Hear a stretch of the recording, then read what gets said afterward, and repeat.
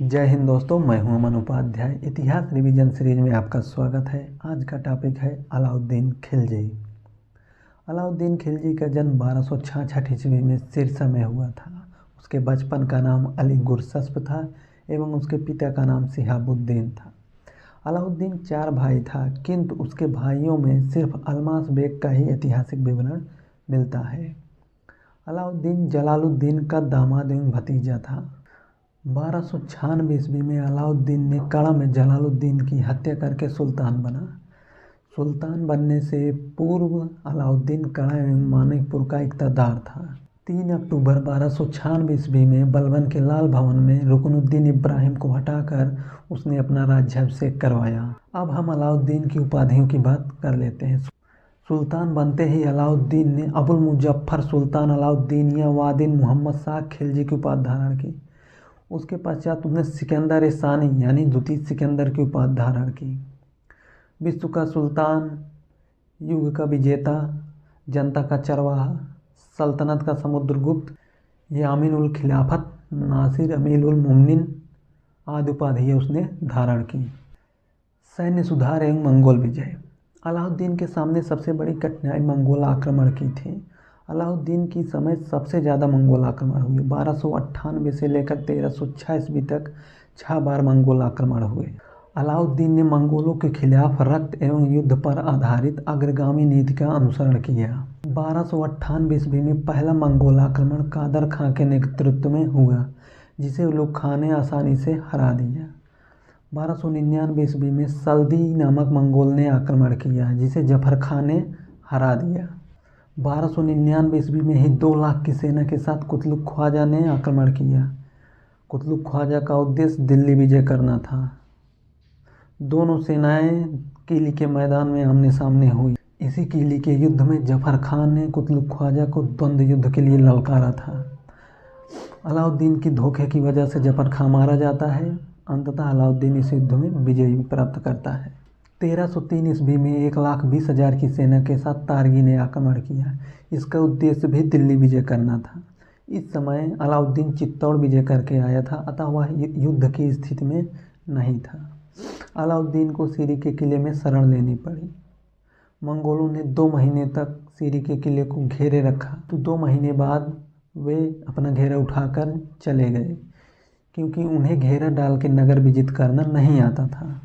1305 ईस्वी में तारगी एवं अली बेग नामक मंगोल ने आक्रमण किया। अलाउद्दीन के हिंदू सेनापति मलिक नायक ने इन दोनों को पराजित किया और विजय प्राप्त की। 1306 ईस्वी में कबक, इकबालमंद एवं तैबू के नेतृत्व में मंगोलों ने आक्रमण किया, किंतु मलिक काफूर एवं गियासुद्दीन तुगलक गाजी मलिक ने इन्हें पराजित किया और खदेड़ दिया। अलाउद्दीन के काल में यह मंगोलों का आखिरी आक्रमण था। 1306 ईस्वी में दवा खान की मृत्यु के बाद ये आक्रमण यहीं बंद हो गए।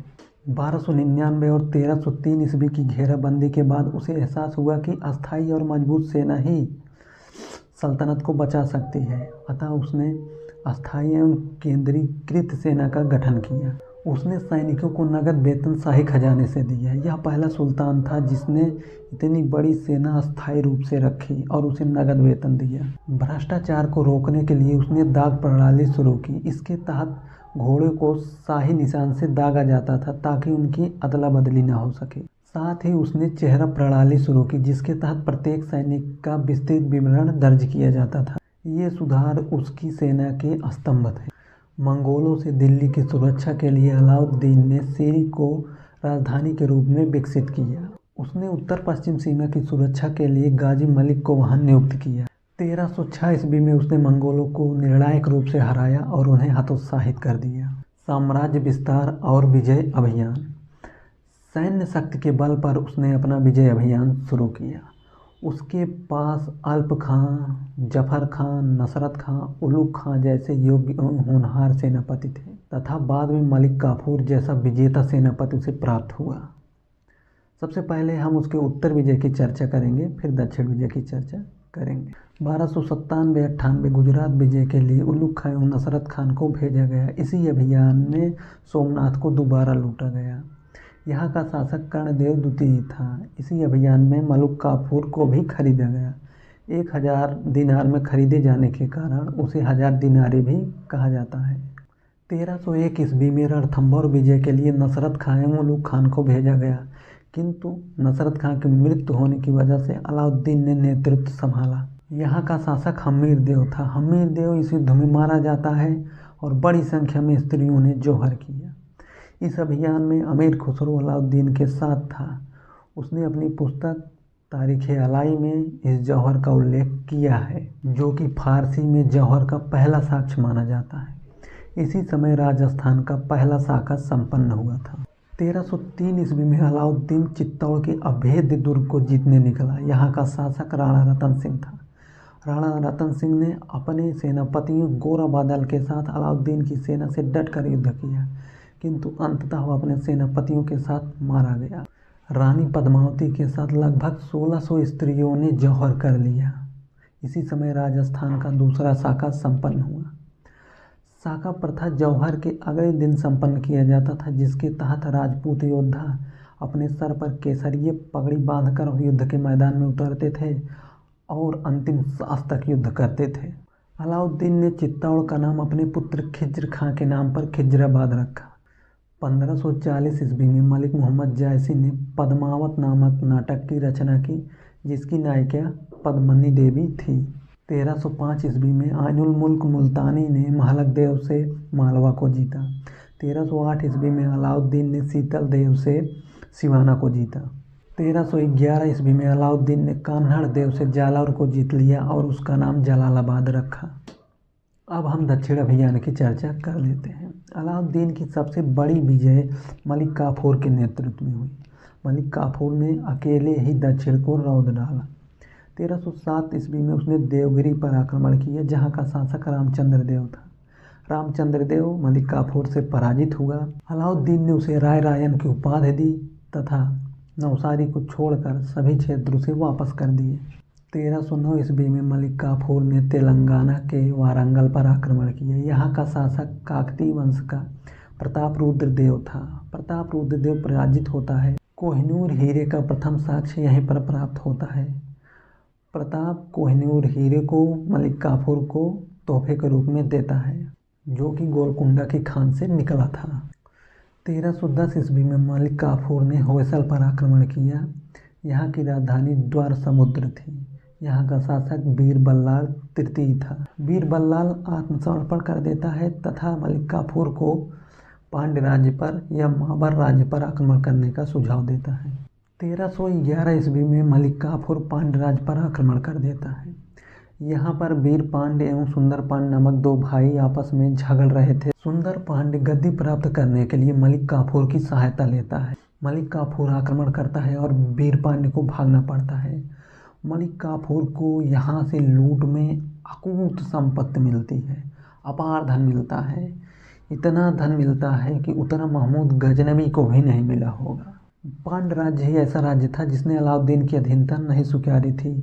उसने स्वतंत्र रूप से ही व्यवहार किया। 1312-13 ईस्वी में देवगिरी पर मलिक काफूर दोबारा आक्रमण करता है, क्योंकि सिंघन देव ने खुद को स्वतंत्र घोषित कर दिया था। मलिक काफूर सिंघन देव का वध करता है और देवगिरी को अलाउद्दीन की अधीनता में करता है। दक्षिण भारत के राज्यों को सीधे विलय की जगह अलाउद्दीन ने कर देने वाले अधीनस्थ राज्यों के रूप में बनाया। इस नीति ने युद्ध के जोखिम को कम किया और सुल्तान को नियमित रूप से हाथी, धन तथा बहुमूल्य वस्तुएं मिलती रहीं। क्रांतिकारी आर्थिक और बाजार सुधार। अलाउद्दीन के सुधारों में सबसे प्रसिद्ध उसकी बाजार नियंत्रण नीति थी। इसका उद्देश्य कम खर्चे में एक बड़ी सेना को बनाए रखना था, ताकि सैनिकों को नगद वेतन दिए जा सके और वे महंगे जीवन यापन के कारण विद्रोह न कर दें। उसने सभी आवश्यक वस्तुएं, अनाज, कपड़े, घोड़े, दास, यहाँ तक मवेशियों के दाम भी तय कर दिए। कोई भी व्यक्ति तय दाम से थोड़ा भी कम ज़्यादा नहीं बेच सकता था। 3 मुख्य बाजार थे: सहना मंडी, अनाजों का बाजार; सराय अदल, कपड़ों का बाजार; घोड़ों एवं मवेशियों का बाजार तीसरा बाजार था। सहना मंडी नामक अधिकारी इन बाजारों का प्रमुख था। सुल्तान ने गुप्तचर एवं जासूसों का एक विशाल नेटवर्क बनाया, जो कि बाजार की गतिविधियों की सीधी रिपोर्ट सुल्तान को देते थे। गलत माप तौल करने पर कठोर शारीरिक दंड दिया जाता था। जितनी मात्रा में कम ज़्यादा तौल करते थे व्यापारी, उतनी ही मात्रा में उनके शरीर से मांस को काट लिया जाता था। उसने गंगा यमुना दोआब से भू राजस्व अनाज के रूप में वसूल किया और राज्य के विशाल अन्न भंडार में जमा करवाया, ताकि जब कभी अकाल पड़े तो कीमतों को स्थिर रखा जा सके। अब हम प्रशासनिक और राजस्व नीतियों की बात करते हैं। अलाउद्दीन का मानना था कि अमीरों की अत्यधिक संपत्ति विद्रोह का कारण बनती है, अतः उसने अमीरों एवं हिंदू जमींदारों की शक्ति पर चोट किया। उसने खुद मुकद्दम एवं चौधरियों के विशेषाधिकारों के ऊपर चोट की और उनकी शक्ति को नष्ट कर दिया। इनकी हालत इतनी खराब हो गई थी कि अब ये एक घोड़े पर भी चढ़ने तक की शक्ति नहीं रखते थे। उसने अमीरों और धार्मिक संस्थाओं को दी गई विशेष भूमि अनुदानों, इनाम, वक्फ एवं मिल को जब्त कर लिया तथा उन्हें खालसा भूमि में यानी शाही भूमि में बदल दिया। उसने अमीरों और अधिकारियों पर सामाजिक प्रतिबंध लगाए। शराब पीना, जुआ खेलना, सुल्तान की अनुमति के बिना आपस में शादी करना या दावतें करना मना था। यह सब उसने साजिशों को रोकने के लिए किया था। अलाउद्दीन के भू राजस्व की बात करें तो उसने भू राजस्व को बढ़ाकर 50% कर दिया, जो कि सर्वाधिक था, और उसने 2 नवीन कर, घरी यानी मकान कर और चरी यानी चारागाह कर को लगा दिया। अलाउद्दीन के समय कुल मिलाकर राजस्व 70 से 80% हो गया था। एक आम धारणा है कि अलाउद्दीन के समय किसान खुशहाल थे, किंतु सोचने की बात है कि जिस किसान से 70-80% उसका ले लिया जा रहा है वह कैसे खुशहाल रह सकता है। अलाउद्दीन पहला सुल्तान था जिसने भूमि की पैमाइश यानी माप कराकर कर का निर्धारण किया। इसे मसाहत प्रणाली कहते हैं। अलाउद्दीन नगद कर देने पर ज़्यादा जोर देता था। वह पहला सुल्तान था जिसने भूमि की वास्तविक आय पर राजस्व निश्चित किया। अब हम अलाउद्दीन के स्थापत्य को देख लेते हैं। अलाउद्दीन ने कुतुब मीनार के परिसर में इस्लामी वास्तुकला की उत्कृष्ट कृति अलाई दरवाजे का निर्माण करवाया। उसने हौज खास में पानी की टंकी का भी निर्माण करवाया। अलाउद्दीन ने धर्म को राजनीति से पृथक किया। उल्लेखनीय है कि अलाउद्दीन के साम्राज्य में बंगाल, बिहार, उड़ीसा नहीं शामिल थे। 1316 ईस्वी में जलोधर से पीड़ित होने के कारण अलाउद्दीन की मृत्यु हो गई। इस प्रकार देखा जाए तो अलाउद्दीन मध्यकाल का एक क्रूर किंतु एक प्रभावी शासक था। उसने सैन्य एवं आर्थिक क्षेत्र में ऐसे बदलाव किए जो कि शताब्दियों आगे थे, जिससे सल्तनत मंगोलों से सुरक्षित रही और स्थिर बनी। हालांकि उसकी पूरी प्रणाली डर और उसकी व्यक्तिगत इच्छा शक्ति पर टिकी थी। इसीलिए 1316 ईस्वी में उसकी मृत्यु के पश्चात ही उसके द्वारा लगाया गया बाजार नियंत्रण ढह गया। इससे यह सिद्ध होता है कि कठोरता अस्थायी शासन का आधार नहीं बन सकती है। इस वीडियो में इतना ही। आप हमारे साथ बने रहिए, अगला वीडियो जल्द ही आएगा। चैनल को लाइक, सब्सक्राइब एवं शेयर कर दें। जय हिंद। मैं अमन उपाध्याय।